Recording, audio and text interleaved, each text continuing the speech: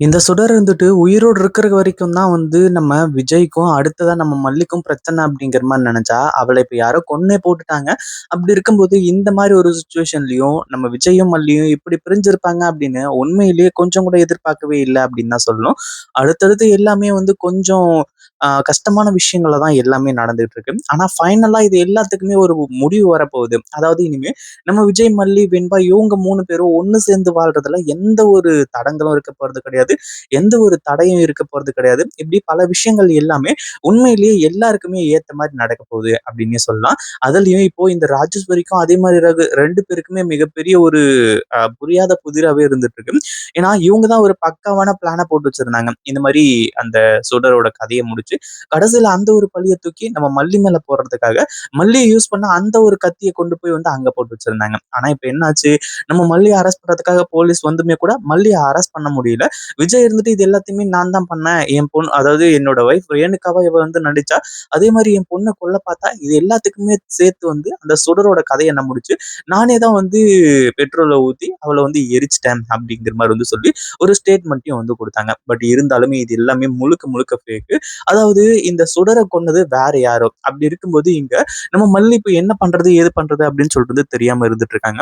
விஜய் இருந்துட்டு பொய்யா வந்து அதாவது மல்லிய ஜெயிலுக்கு அனுப்பக்கூடாது அப்படின்றதுக்காகவும், இன்னும் பல விஷயங்களுக்காகவும் இப்போ விஜய் வந்து உள்ள போயிருக்காரு. அப்படி இருக்கும்போது அடுத்ததா மல்லி என்ன பண்ண போறாங்க? எப்படி இந்த விஷயத்தெல்லாம் கண்டுபிடிக்க போறாங்க? அப்படின்றது தான் உண்மையிலேயே ரொம்ப சுவாரஸ்யமா இருக்கும் அப்படின்னே சொல்லலாம். சரி ஓகே இந்த ராஜசூரியும், ரகுவும் வந்து பிளான் பண்ண மாதிரியே இந்த ஒரு விஷயம் நடந்துச்சு. அதே மாதிரி இவங்க 2 பேரும் தான் வந்து இத பண்ணியிருக்காங்க. இந்த கொலைய பண்ணது அப்படிங்கிற மாரி நெனச்சா, கடைசியில தான் நம்ம மல்லிக்கே ஷாக் ஆகுற அளவுக்கு இப்படி ஒரு சம்பவம் நடக்கும் அப்படின்னு யாருமே எதிர்பார்த்திருக்க மாட்டாங்க.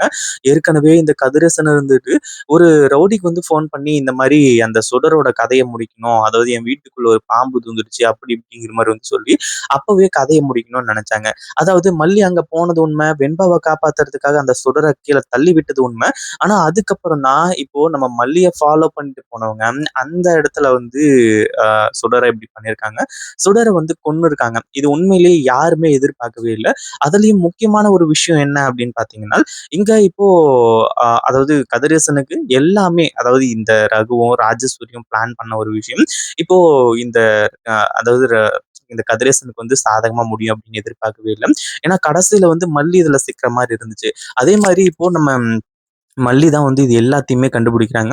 உண்மையிலேயே அங்க என்ன நடந்துச்சு, ஏது நடந்துச்சு அப்படின்றது எல்லாத்தையுமே ஆதாரத்தோட அதாவது இந்த சுடர் மேல செம்ம கோவத்துல இருந்தாங்க. எல்லாமே ஓகே தான். ஆனா அதே சமயத்துல உண்மையிலேயே இன்னொரு ஒரு விஷயம் கதிரேசனுக்கு தெரிய வரப்போகுது.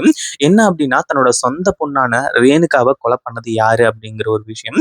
அதே மாதிரி ஏற்கனவே சுடர் மேல பயங்கரமான கோவத்துல இருந்ததுனால தான் இந்த ஒரு விஷயத்த சிறப்பா செஞ்சிருக்காங்க. அதாவது அந்த சுடர வந்து கொலை பண்ணது.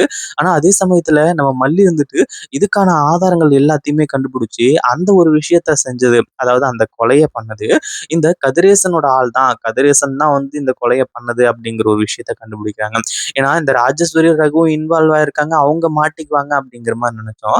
ஆனா, இந்த கதிரேசன் வந்துட்டு என்னையே வந்து அதாவது இவரு எவ்வளோ பெரிய பிசினஸ் மேனு. அப்படி இருக்கும்போது, என்னையே நீ வந்து முட்டாளாக்கியிருக்கியே அப்படிங்கிற மாரி அந்த ஒரு கோவம் வேற வந்து கதிரேசனுக்குள்ள இருந்துட்டு இருந்துச்சு.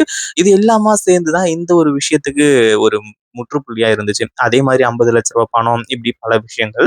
ஆனா அதே சமயத்துல இப்ப எப்புட்றா மல்லிய இவங்க சிக்க வச்சாங்க அப்படின்னு நினைக்கும்போது தான், இந்த ராஜேஸ்வரி, ரகு இவங்க போட்ட பிளான் எல்லாமே ரகுவுக்கு தெரிஞ்சிருக்கு. அதாவது இந்த கதிரேசனுக்கு தெரிஞ்சிருக்கு. அப்படி இருக்கும்போது இப்போ நம்ம மல்லி இருந்துட்டு நேரா போய் இந்த கதிரேசன உண்டு இல்லைன்னு பண்ண போறாங்க. போலீஸோட போயிட்டு கதிரேசனோட கையில விலங்க மாட்டி கதிரேசன அரெஸ்ட் பண்றாங்க. அதாவது இத மட்டும் இந்த ஒரு தப்பு மட்டும் கதிரேசன் பண்ணல. இதுக்கு முன்னாடி நெறைய தப்புகள் பண்ணியிருக்காரு. அதுவும் இல்லாம நம்ம மல்லி வந்துட்டு ஆதாரத்தோட நிரூபிச்சதுனால கடைசியில கதிரேசன வந்து கைது பண்ணும்படி ஆயிடுச்சு.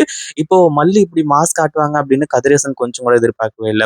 அதுவும் இல்லாம கதிரேசன் வந்துட்டு நம்ம மல்லிய வந்து இதுல சிக்க வைக்கணும் அப்படின்றதுக்காக அவ்ளோ பெரிய பிளான் பண்ணும்போது, நம்ம மல்லி பண்றதெல்லாம் வந்து ஒரு துளி பெர்சன்டேஜ் கூட அந்த அளவுக்கு கெட்ட விஷயமே கிடையாது அப்படின்னே சொல்லலாம்.